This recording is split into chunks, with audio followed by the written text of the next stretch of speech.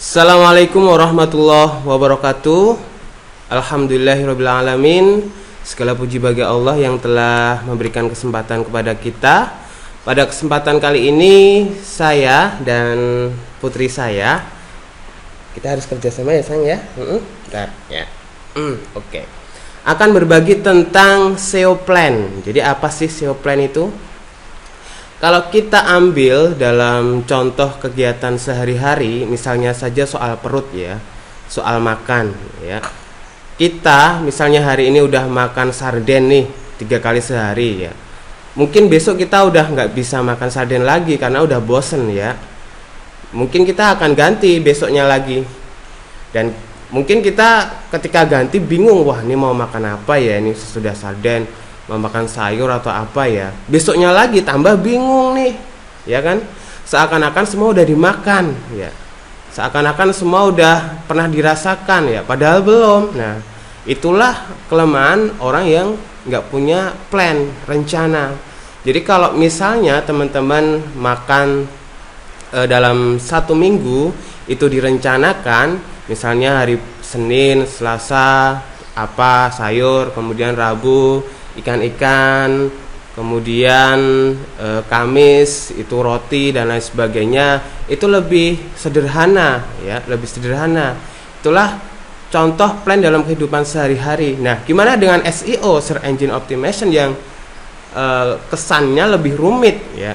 Bahkan ada 100 unsur faktor yang mempengaruhi peringkat dalam SEO, Search Engine Optimization. Nah, kalau kita berbicara tentang SEO ya, kita plannya banyak banget nih. Misalnya kita mulai dari pemilihan domain ya, baik nama domainnya kita mau brand usaha itu sendiri, atau domain keyword, atau domain untuk website bayang-bayang. Nah itu harus jelas ya. Jadi nanti ada plan jangka pendek, jangka panjang, jangka menengah. Ini website mau dikelola serius enggak nih, atau cuma untuk spam, atau untuk bayang-bayang. Nah itu beda lagi rencananya ya. Kemudian yang kedua, misalnya kita pilih hosting nih, hostingnya, servernya, kita mau pilih yang Indonesia, yang luar, yang lokal, atau gimana ya.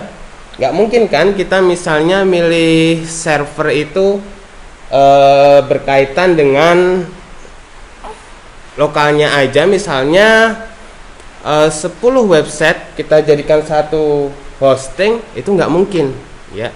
Jadi harus ada plan yang pasti terkait hosting. Nah nanti ada lagi misalnya dalam usaha riset keyword itu harus ada berapa keyword. Kemudian nanti cara penulisannya gimana, mau diposting berapa kali per hari. Kemudian artikelnya mau ditulis berapa artikel per artikel.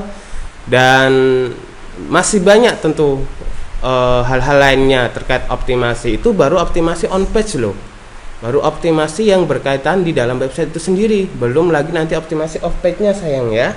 Jadi optimasi off page itu nanti berkaitan dengan backlinknya, kemudian mau backlinknya apa aja, dari profile, komen, kemudian kontekstual mau dikasih berapa ya.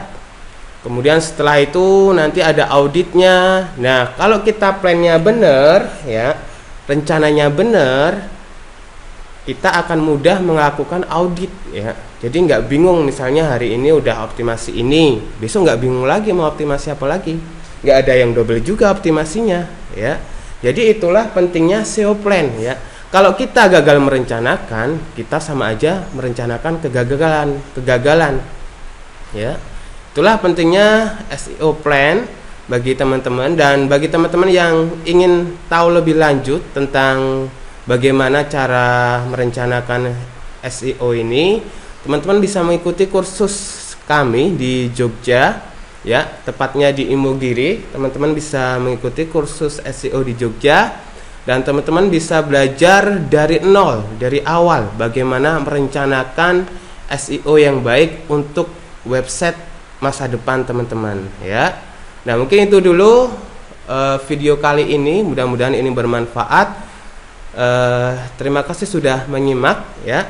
Terima kasih ya Sang ya, udah kerjasama. Billahi taufiq wal hidayah. Wassalamualaikum warahmatullahi wabarakatuh.